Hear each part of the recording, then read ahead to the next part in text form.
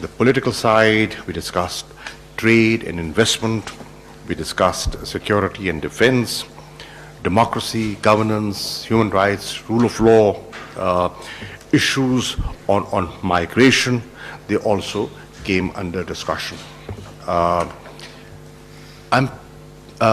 was pleasantly surprised when I looked at the framework of the new engagement plan that has been drawn and the agenda of PTI.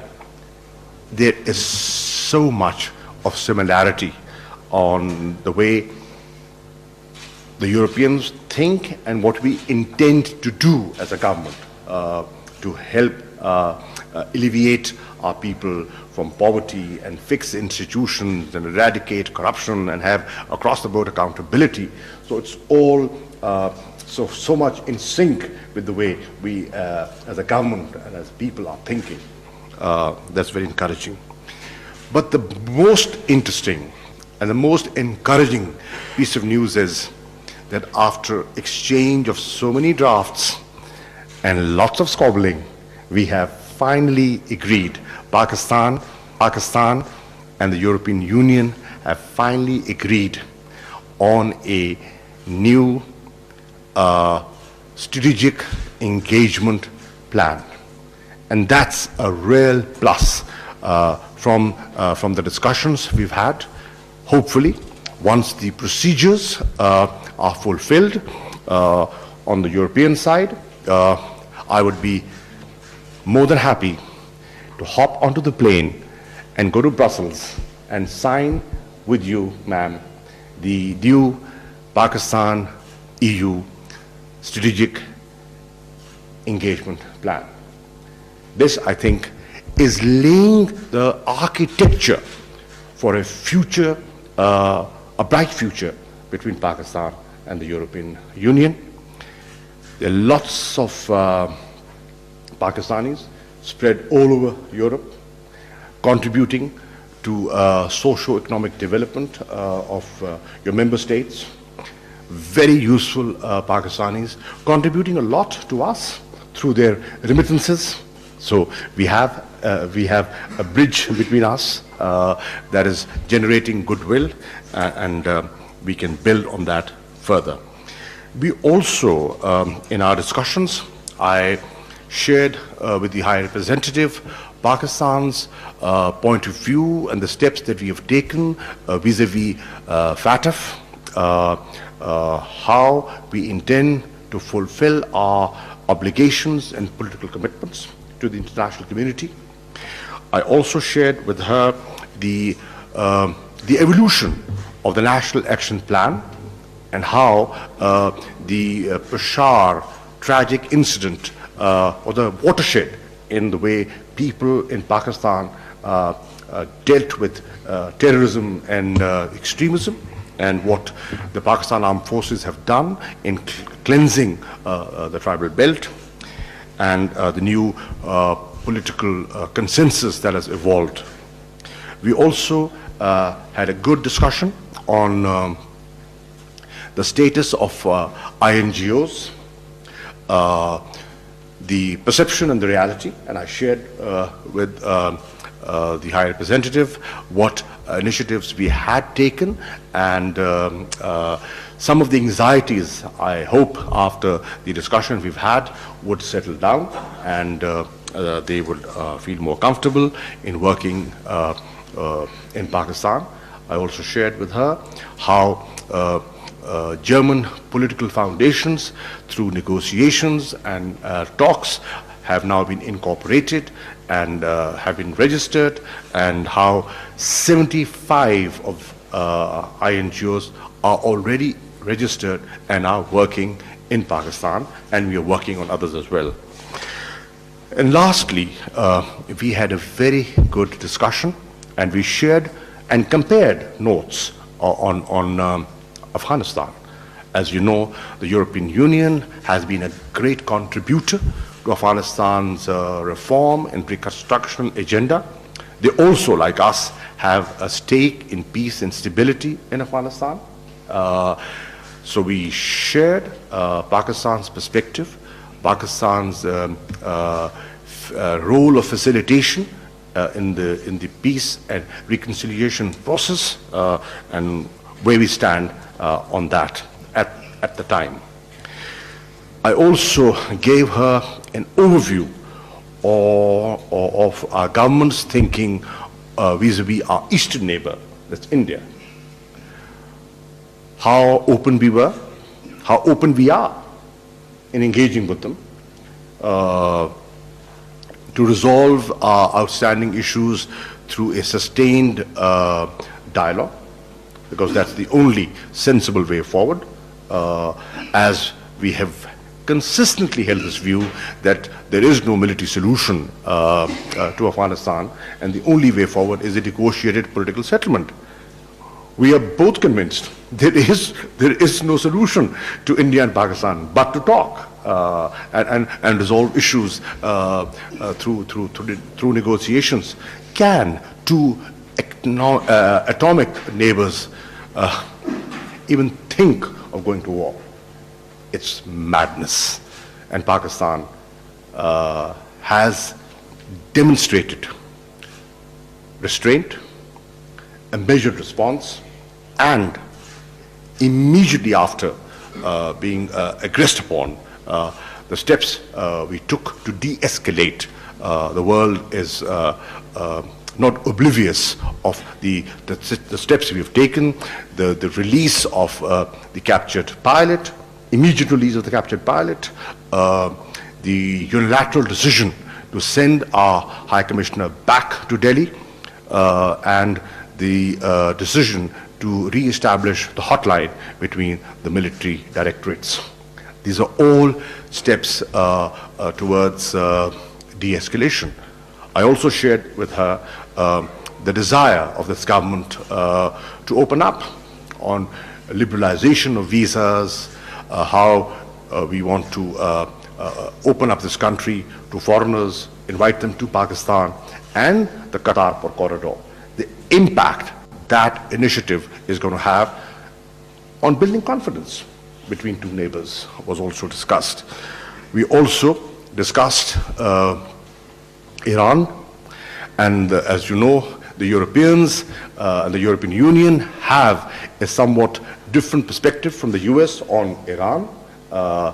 So we discussed the Iranian situation and how important Iran is for Pakistan, being our neighbor, and how important it is to achieve peace and stability in Afghanistan. So ma'am, thank you for coming. I wish you could spend more time, but I hope there'll be more opportunities of interacting with you. Thank you. For sure. Thank you very much for inviting and for receiving me with such a warm welcome and such a productive discussion we've had this morning.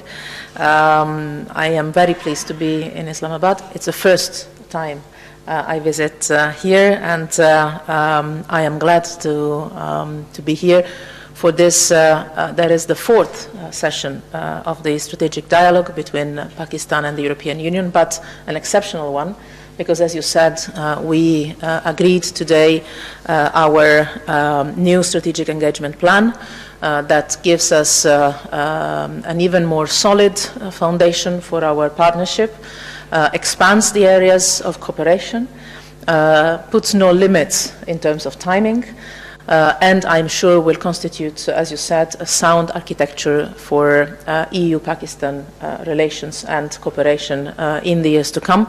So I'm very much looking forward to welcoming you in Brussels for the signature of this agreement that we have finalized today. As you said, we had very fruitful discussions on a variety of topics. For the sake of time, I would not touch upon them all. I would just highlight a couple of them. One is how important our partnership is for both. Let me mention, for instance, our cooperation on the priorities that are also, as you mentioned, the priorities of your government. poverty alleviation, but also investment in human capital, in education, in good governance, in the fight against corruption, and how much we can work together to this effect. Trade, for instance, with the European Union has doubled from Pakistan in the last few years. The European Union is now the first export market for Pakistan. And this is also thanks to the preferential access to the European Union's market that Pakistan is enjoying since 2014. And since it is enjoying this preferential access to our market, it's exactly linked to that, the exports made by Pakistan to the European Union have doubled. This is linked to the implementation of a certain number of international conventions, is what we call the Generalized Scheme of Preferences Plus, and we've also discussed about the implementation of these international conventions that are namely linked to the promotion of human rights and also freedom of religion and belief, freedom of expression, the situation of women and the role of civil society in Pakistan. We've had good discussion, and I've noticed the strong political commitment of the minister and this government to be very consistent on these values and push forward this agenda that is so important for your government. We have a very important partnership on many different fields, including, as you said, migration. We have a readmission agreement in place between Pakistan and the European Union. We agreed to intensify our common work to implement it efficiently, but also to manage together the migratory flows, but also to support Pakistan in its very generous hosting of so many Afghan refugees. We know it's a challenge, and you know that you can count on us to support your country in this respect. This brings me to one of the most relevant issues we have debated today, with a good convergence, I believe.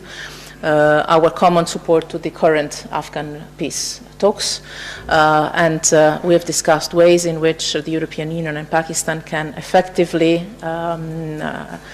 encourage and accompany a process of talks that could eventually lead to peace in Afghanistan that is so important both for Pakistan but also for the European Union.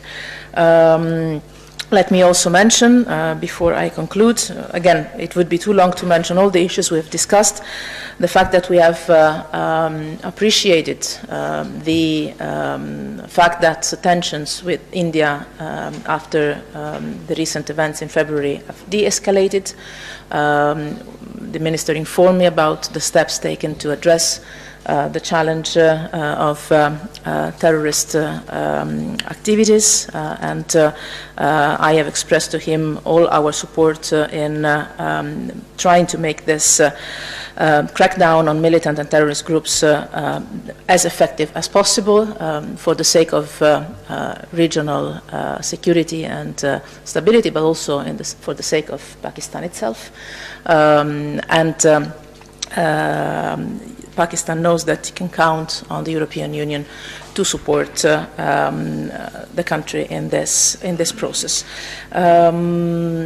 I would like to end on a sad note. I would like to express my condolences and my sympathy, first of all, to those who are suffering from the severe drought that is affecting large parts of southern Pakistan, but also to the families of the victims of the terrorist attack that took place in New Zealand some 10 days ago. I know that 9 of the victims were of Pakistan nationality, and as we expressed our full solidarity and sympathy with the authorities of New Zealand, I want to express our condolences and sympathy to the families of the victims, and also to the Pakistani authorities for this loss, because for us it has been a terrible terrorist attack. Every time that a place of worship is attacked anywhere in the world, no matter what kind of religion it is, it's an attack against all of us. So we are in full solidarity in this. Thank you very much. I would like to mention one point which slipped my mind, and that is the point of Islamophobia. I mentioned to Mogherini that the rising trend of Islamophobia is a great concern to me and should be a great concern to you, because you have lots and lots of Muslims spread all over Europe. And I shared with her the sentiment of the special meeting convened in Istanbul of OIC, and also the leadership shown by the Prime Minister of New Zealand in tackling this very sensitive issue, leading from the front and telling the world that there is a different way of dealing with this. You know, how societies can gel together, how different cultures, ethnicities, and religions can live in peace. Christchurch has shown, it's tragic. We lost 9 Pakistanis there. We mourn them, yet it has shown to the world that how societies and leaders with a vision can overcome difficulties. Thank you very much, Excellencies. We have time for 2 quick questions. Please identify yourself and your institution. Hello, this is Mehwish Azam from Associated Press of Pakistan. Sir, my question is from you. What is the current status of Pakistan-EU trade relationship? And also, what steps do you think Pakistan can take to increase the relationship between Pakistan and EU member countries? Thank you. As the High Representative mentioned, that because of the GSP Plus concession, that they were magnanimous in giving to Pakistan, our trade has doubled from 2013. And we, in fact, have not been able to utilize the facility to its maximum because of our, domestic issues, and we did not have enough of a exportable surplus to throw up. But this government is very keen to enhance its exports and to fix the trade deficit. This facility is available to Pakistan till 2023, and the government lasts till 2023. The term lasts till 2023. So we are going to ensure that we utilize that facility to its maximum and increase as many exports and generate as many jobs as we can for Pakistanis, the youth of this country that needs employment. So trade is moving in the right direction, but there's a lot of potential. And with other EU member countries, our trade is picking up. Our investments are picking up. I would mention 2 very important European companies, Renault and Volkswagen, that have taken a major decision for major investments in Pakistan. And there are many more to follow. One last question, please. Ma'am, this is Asadi. And my question is regarding the OIC's recent decision to request the special session of UN General Assembly regarding Islamophobia. What would be EU's position on this? First of all, I want to fully share the words that the Minister said about the fact that the rise of Islamophobia is a threat for us all. It's a threat not only for Muslims, but also for our societies. Because the strength of our societies lies in their diversity, and whoever attacks the diversity of our societies attacks the entire society, not just one segment of it. This is why for the European Union institutions, for me personally, for all our member states, it is a priority to make sure that Islamophobia doesn't find any place in the European Union. This is why I fully share your words about the leadership shown by the Prime Minister of New Zealand in addressing the terrorist attack that took place 10 days ago there. And this is why the European Union was represented at the last meeting of the OIC to tackle Islamophobia.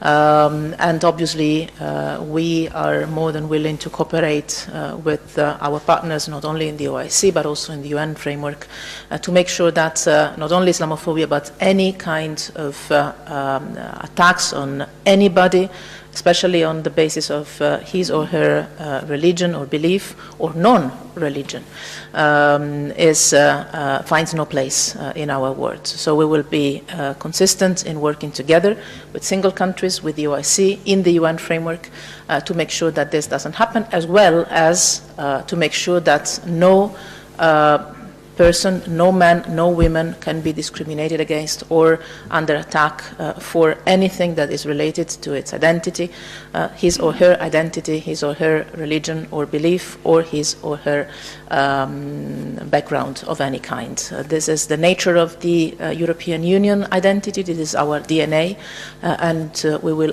do our best together with our partners in the world to make sure that these values are protected in the world.